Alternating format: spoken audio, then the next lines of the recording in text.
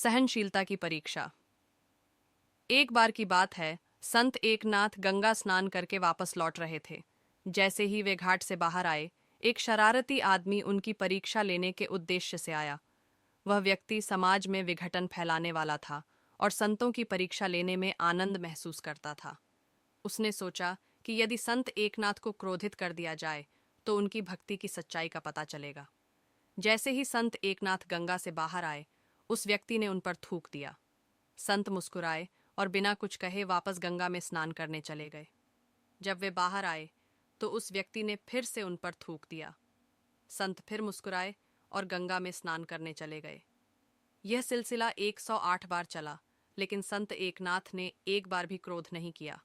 जब वह व्यक्ति 108वीं बार संत पर थूकने जा रहा था तो उसकी आंखों में आंसू आ गए। वह संत के चरणों में गिर पड़ा और बोला, हे महात्मा, मैं तो आपको क्रोधित करना चाहता था, लेकिन आपने एक बार भी गुस्सा नहीं किया। आपकी यह सहनशीलता और धैर्य असाधारण है। कृपया मुझे क्षमा करें। संत एकनाथ ने प्रेमपूर्वक कहा, वत्स, तुम मेरे धैर्य की परीक्षा ले रहे थे, लेकिन इस प्रक्रिया में तुमने मुझे गंगा में 108 बार स्नान करने का अवसर दिया।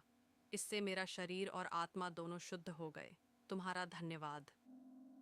उस व्यक्ति की आंखें खुल गईं। उसने महसूस किया कि सच्ची भक्ति केवल पूजा पाठ तक सीमित नहीं होती, बल्कि सहनशीलता, प्रेम, करुणा और दूसरों के प्रति दया भाव में भी प्रकट होती है। उसने संत एकनाथ के चरणों में गिरकर अपने दुष्कर्मों के लिए क्षमा मांगी और सच्चे भक्त बनने का संकल्प लिया। शिक्षा इस कहानी से हमें यह सीख मिलती है कि सच्ची भक्ति केवल मंदिरों और ग्रंथों तक सीमित नहीं होती, बल्कि हमारे आचरण में भी दिखनी चाहिए। क्रोध, अहंकार और ईर्ष्या से मुक्त होकर हमें हर परिस्थिति में धैर्य और करुणा बनाए रखनी चाहिए। यही सच्ची भक्ति है,